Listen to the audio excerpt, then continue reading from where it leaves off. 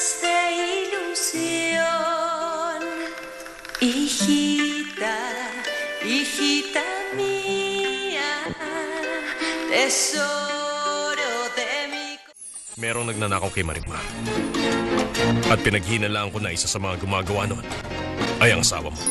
Yung mga taga-hasyenda ng Las Palomas ay ganun din ang sitwasyon at ikinuwento nila sa akin ang detalye. Ngayon, nakahanda ng lahat. Pagdating nila ay pagdiriwang na natin ang pagbagsak ng marungis na babae.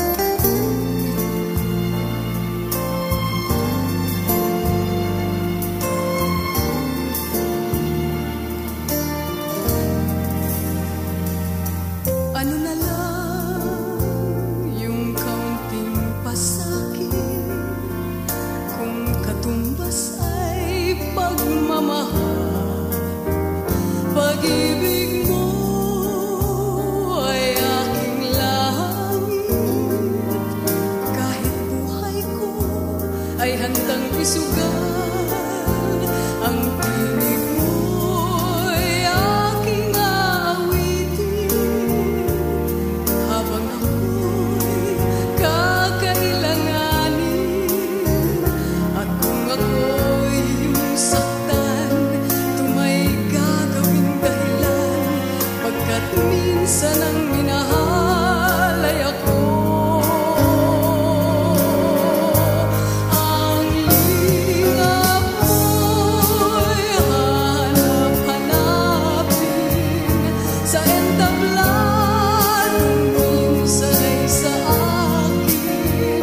At kung ako ay malimutan kahit sa awit ko man lamang, iyo sanang matandaan bago tuloy ang lumisan na minsan ang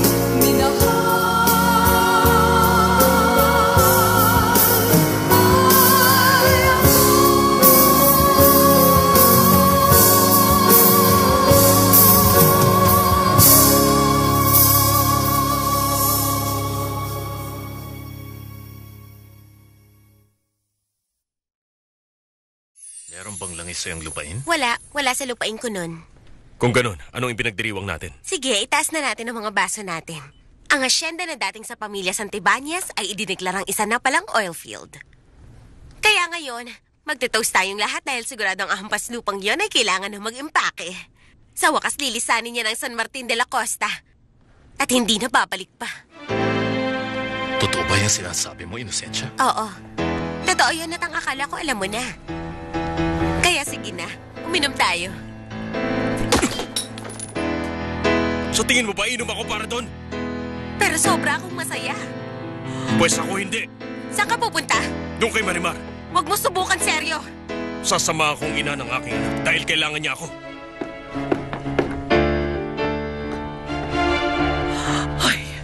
Ay, senyora. Tingnan niyo po ang ginawa ninyo. Pupuntahan niya ang babaeng yun. Alam ko namang hindi siya magtatagal. Ituloy na natin ang pagdiriwang. Ano man ang mangyari, aalis pa rin ang hampas lupa sa San Martin de la Costa. Corazon, nasa si Marimar. Si Marimar? Abay, naroon siya sa kanyang kwarto. Senyorito, seryo! Hindi kayo pwedeng pumasok dyan! Senyorito! Marimar! Senyorito! Senyorito, seryo!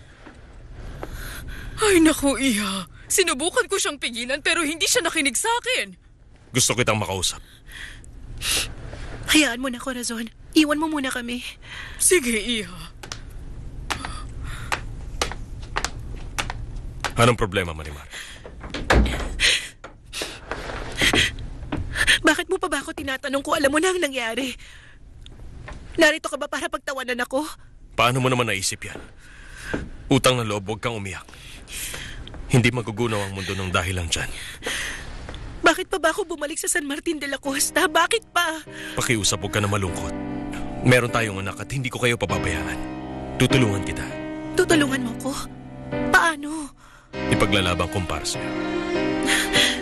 Wala na akong kailangan ipaglaban dito sa San Martin. Nawawala na sa akin isa-isa. Halos wala na rin natitira sa akin sa Mexico.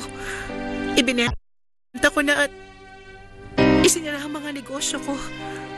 Pero kailangan kong tulungan ng mga taga San Martin de la Costa. Tingin mo hindi pa sobrang ginawa mo? Pinatayuan mo ng bahay ang mga tao sa El Realengo. Bahay para sa matatanda, eskwelahan, ospital. At hindi ko alam kung ano pa yung iba. Hindi ko pinagsisisihan yun. Sinusumpa ko, hindi ko pinagsisisihan yun. Mahal ko, naging mabuti ka. Matulungin at mapagbigay sa nangangailangan. Napakabuti ng iyong puso para sa mga tao. Malamang napakasaya ni Inosensya sa mga nangyayari sa akin. Hindi, wala siyang alam. Hindi ko mahahayaang tulungan mo ko. Pero, Ano man ang ibibigay mo sa akin ay pera pa rin ni Inosensya. Ayoko ng anumang galing sa kanya. Ayokong humingi ng limos. Hindi ko yun magagawa.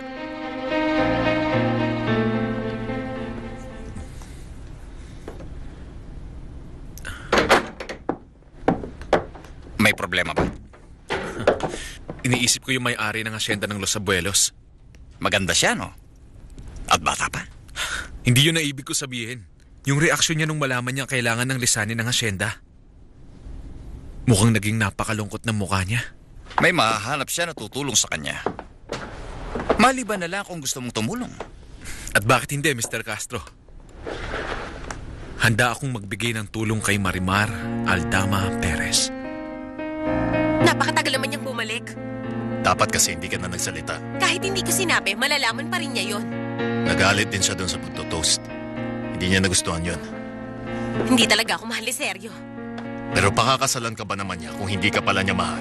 Hindi naman baliw ang anak ko. Pinakasalan niya lang ako dahil sa pera ko at para mapalapit kay Marimar. Marami siyang pagkakataon para bumalik sa kanya, pero pinili ka pa rin niya. Ang kaso, ginalit mo siya sa ginawa mo kanina.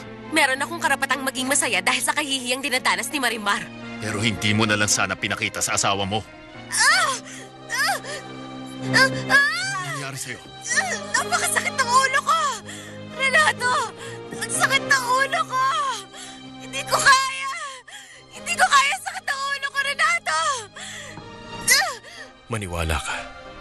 Tanggapin mo kahit moral support ko. Kahit yun lang, kailangan mo yun. Natural na mahina ang mga babae, ganun pa man, pinapakita mong matatag ka. Pagod na ako, seryo. Isa pa, nandyan rin ang anak ko.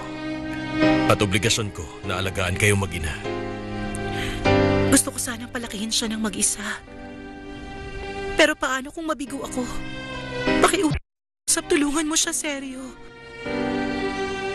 Ayokong mamuhay siya na katulad ng buhay ko noon. Napuno na lang ng kahirapan. Hindi ko pababayaan ang anak ko, kagaya ng ginawa ng papa mo sa iyo noon.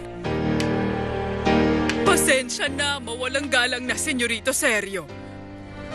Pero nag-iintay ang iyong papa sa ibaba. Ang sabi niya, kailangan ka raw niyang makausap.